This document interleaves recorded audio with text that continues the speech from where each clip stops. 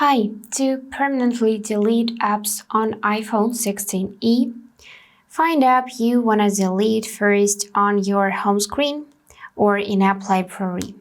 For example, let's delete Messenger. For that, we need to press and hold it.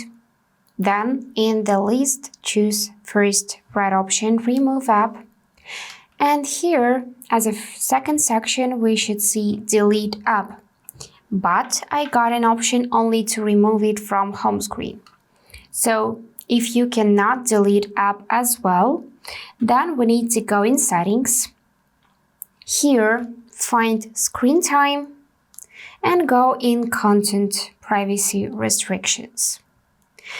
So here we need to find app installations and purchases and check this last app deleting apps, because if you set don't allow as well, then you won't be able to delete apps. Therefore, let's switch to allow, go back, and try delete Messenger again. So I'm gonna press and hold it, choose to remove, and yep, now we got this option to delete app. Click it and confirm that this will also delete its data, and just press red option.